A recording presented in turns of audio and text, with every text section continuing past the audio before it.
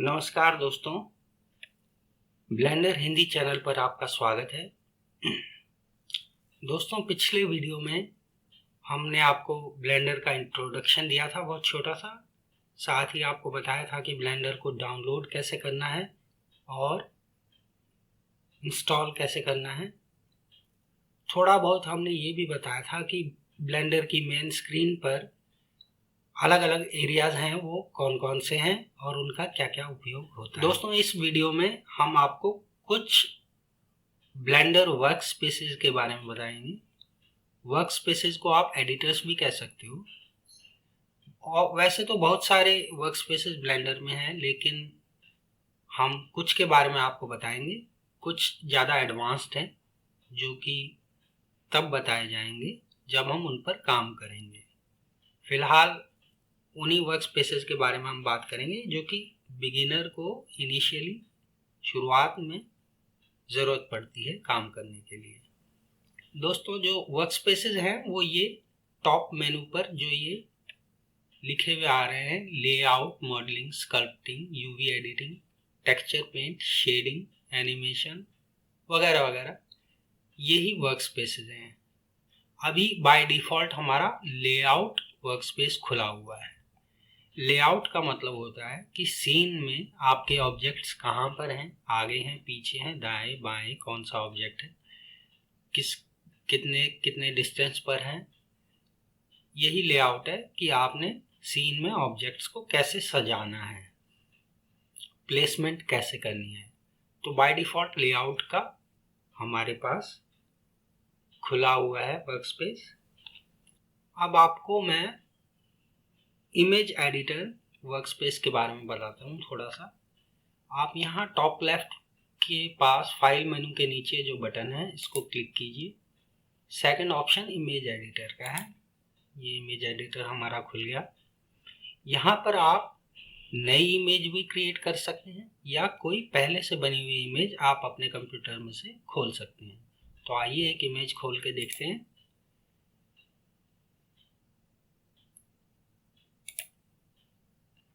तो graphics designing में हमारे पास इमेज होंगी, कुछ कॉपीराइट फ्री इमेज है। तो ये एक इमेज खुल गई है। अब ब्लेंडर के अंदर ही आप इस इमेज को एडिट भी कर सकते हैं।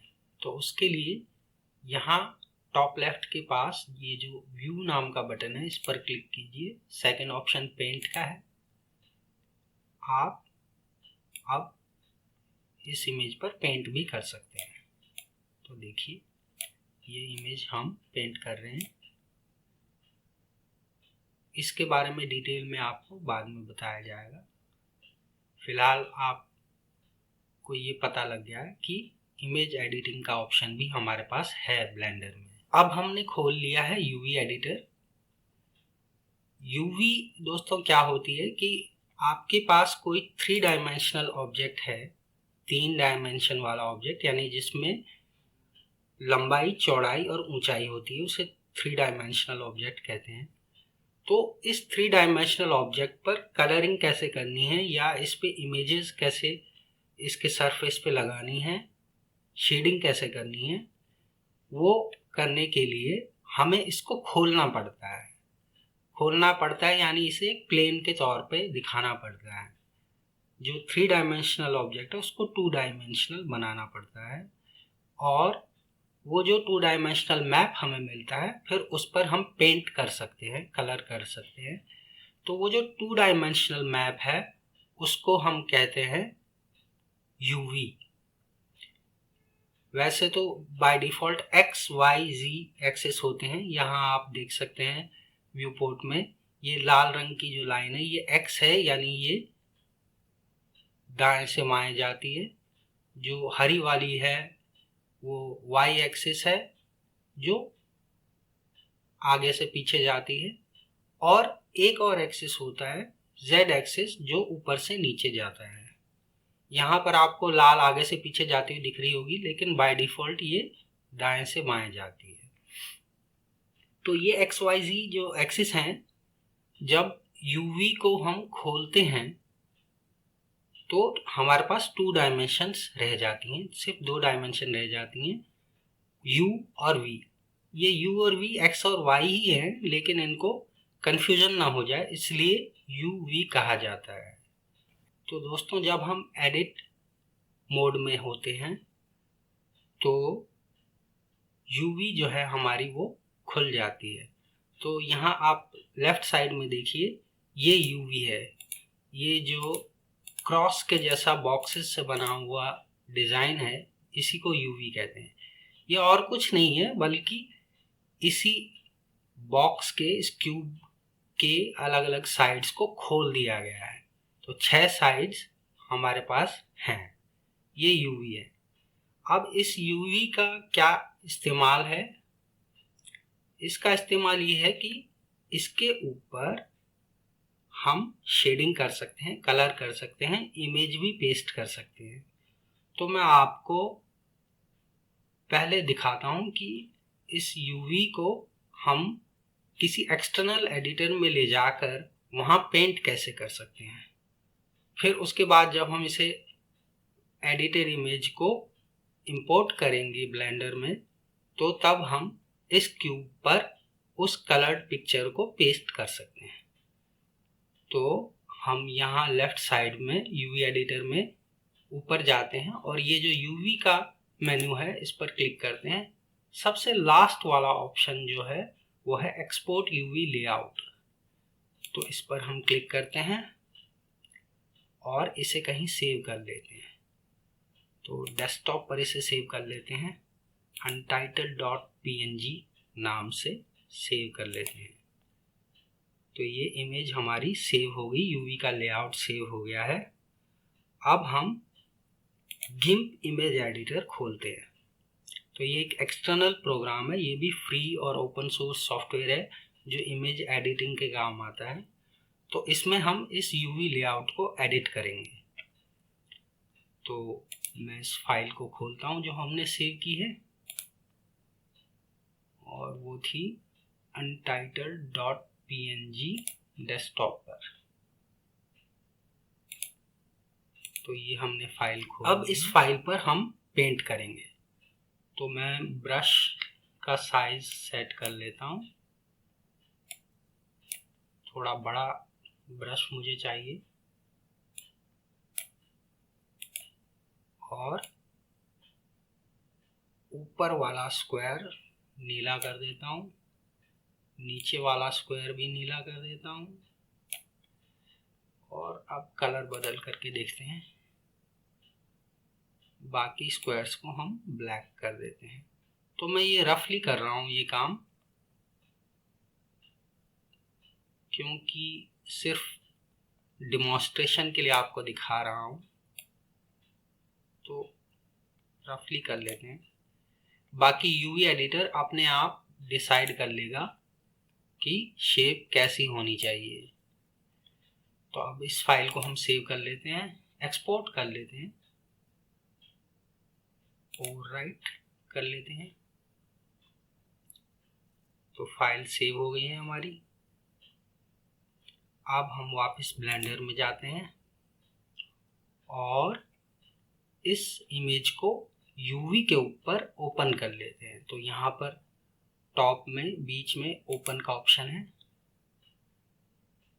डेस्कटॉप पर जाकर हम इस इमेज को ओपन कर लेते हैं। तो देखिए ये जो इमेज हमने पेंट की थी वो UV के नीचे आ गई है। अब हमें क्या करना है कि हमें शेडर एडिटर में जाकर इस इमेज को टेक्सचर के तौर पर लिंक करना है। तो हम शेडर एडिटर खोलते हैं, लेफ्ट में शेडर एडिटर, ये शेडर एडिटर हमारा आ गया। अभी आपको ज़्यादा डिटेल में जाने की ज़रूरत नहीं है, बस ये जानने की ज़रूरत है कि शेडर एडिटर में हमें एक ये आउटपुट है जो हमें फाइनल रिजल्ट मिलेगा और एक ये डिफ़ॉल्ट नोड है, डिफ़ॉल्ट प्रॉपर्टीज़ जो हैं वो हैं, और हमें एक इनपुट चाहिए। तो मैं एक इनपुट ऐड करता हूँ इमेज टेक्सचर का। मैंने इमेज टेक्सचर का इनपुट ऐड किया और इमेज कौन सी हमें चाहिए, इसके लिए ओपन बटन पर क्लिक करके हम उस इमेज को लोड कर लेते हैं। और अब ये जो कलर आउटपुट है इसको प्रिंसिपल नोड के बेस कलर से जोड़ देते हैं। या हमने इसे जोड़ लिया। अब हम देखते हैं कि रिजल्ट क्या है। तो रिजल्ट के लिए हमें जाना, पहले हमें रिजल्ट के लिए हमें रेंडर व्यू में देखना पड़ेगा इस ऑब्जेक्ट को। तो रेंडर व्यू, ये सबसे लास्ट में जो गोला है ये रेंडर व्यू का आइकॉन है। तो देखिए ये हमारा ऑब्जेक्ट है और ये कलर हो गया है। आप देख सकते हैं कि कुछ साइड नीले रंग की हैं तो बाकी साइड काले रंग की हैं। कुछ कुछ गड़बड़ हो गई है, कुछ कलर एक ही साइड पे दो कलर आ गए हैं क्योंकि हमने बहुत रफ काम किया था। लेकिन बेसिकली आप समझ गए होंगे कि यूवी एडिटर किस काम आ सकता है। तो हम यहाँ मॉडलिंग एडिटर पर हैं। मैं इस क्यूब को हटा देता हूँ और एक स्फेयर यानी गोला मैं ऐड कर लेता हूँ। इसको यूवी स्फेयर कहते हैं और इसको हम स्मूथ कर लेते हैं। तो ये हमारे पास एक गोला यानी स्फेयर इस वक्त मॉडलिंग की विंडो में है। अब हम शेडर एडिटर खोलते हैं एक विंडो को स्प्लिट करके।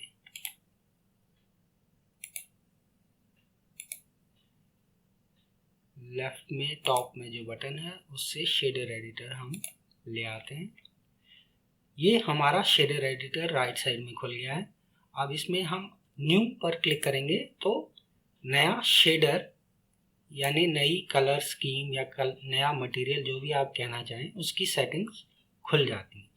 तो बाय डिफ़ॉल्ट एक प्रिंसिपल BSDF नाम का नोड हमारे पास है जो कि डिफ़ॉल्ट प्रॉपर्टीज जिसमें रहती हैं, और एक मटेरियल आउटपुट नोड है जो कि फाइनल हमारा आउटपुट कैसा होगा, कैसा हमारा ऑब्जेक्ट दिखेगा उसको डिसाइड करता है।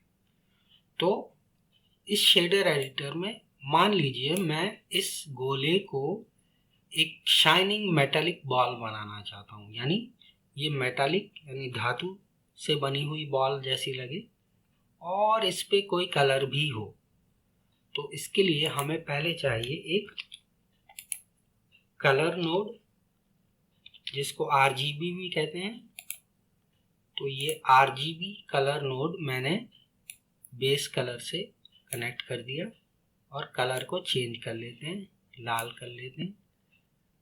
और यहाँ पर आपको प्रिंसिपल नोड में मेटालिक नाम की सेटिंग दिख रही होगी। इसको पूरा बहुत जितना ऊंचा हो सकता है उतना मैं ले गया, एक इसकी वैल्यू मैंने कर दी है। तो अब ये पूरी तरह से मेटालिक बन गया।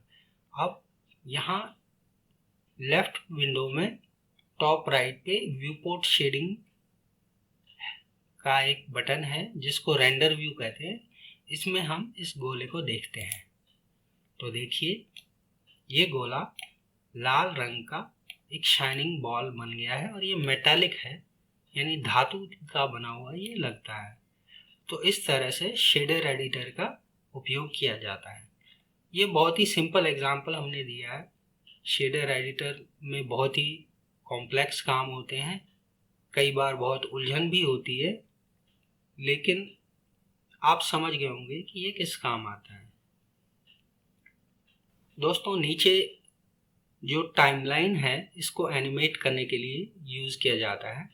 किसी भी ऑब्जेक्ट को हम इसकी सहायता से एनिमेट कर सकते हैं। तो हमारे पास ये क्यूब है, इसको एनिमेट करके देखते हैं। बहुत ही सिंपल सा एनिमेशन हम बनाएंगे। तो ये पहले फ्रेम पर मैं आई बटन दबाकर एक की इंसर्ट करता हूँ, लोकेशन की। तो ये हमारी लोकेशन रिकॉर्ड हो गई पहले फ्रेम पर। अब मैं 10वें फ्रेम पर जाता हूँ। यहाँ मैंने 10 टाइप किया और अब इस ऑब्जेक्ट को मैं कहीं मूव कर देता हूँ और रोटेट भी कर देता हूँ। अब मैं आई दबाकर लोकेशन और रोटेशन का की इंसर्ट करता हूँ। तो ये 10वें फ्रेम पर इसकी लोकेशन ये होगी और रोटेशन ये होगी, यह बात रिकॉर्ड हो गई है। अब 15वें फ्रेम पर मैं इस ऑब्जेक्ट को फिर से मूव करता हूँ, रोटेट करता हूँ और आई बटन दबाकर लोकेशन और रोटेशन का की इंसर्ट करता हूँ। अब ये भी एक्शन हमारा रिकॉर्ड हो गया। अब फाइनली मैं 20वें फ्रेम को टाइप करता हूँ और 20वें फ्रेम पर इस ऑब्जेक्ट को वापस ओरिजिनल पोजीशन पर ले जाता हूँ और आई बटन दबाकर लोकेशन की इंसर्ट कर देता हूँ। अब आइए देखते हैं हमारा एनिमेशन कैसा बना। सबसे पहले मैं ये जो एंड फ्रेम है इसको 20 कर देता हूँ, क्योंकि 20 फ्रेम तक ही हमने रिकॉर्ड किया है तो 20 तक ही चलना चाहिए। अब स्पेस बार दबाकर हम एनिमेशन को प्ले कर सकते हैं। तो देखिए ये एक सिंपल सा एनिमेशन हमने बना लिया है। इसी तरह आप बहुत ही कॉम्प्लेक्स एनिमेशन भी बना सकते हैं, जिसमें बहुत सारे ऑब्जेक्ट्स भी हो सकते हैं, बहुत सारे इफ़ेक्ट्स भी हो सकते हैं। हमने तो बहुत सिंपल सा बनाया है, लेकिन आप समझ गए होंगे कि इस टाइमलाइन का इस्तेमाल किस लिए किया जाता है। तो दोस्तों ये थे हमारे कुछ workspaces, 3D viewport, image editor, UV editor, shader editor, इसके बारे में हमने आपको बताया है। इसके अलावा टाइमलाइन के बारे में आपको बताया है। बाकी जो चीज़ें हैं वो काफ़ी स्पेशलाइज्ड हैं और एडवांस्ड भी हैं, तो जैसे जैसे हम काम करते जाएंगे वैसे वैसे उनके बारे में आपको बताते जाएंगे। तो दोस्तों ये वीडियो आपको कैसा लगा इसके बारे में कमेंट ज़रूर कीजिएगा, और अगर आपको अच्छा लगा हो तो लाइक, सब्सक्राइब और शेयर ज़रूर कीजिए। तो मिलते हैं अगले वीडियो में, तब तक के लिए नमस्कार।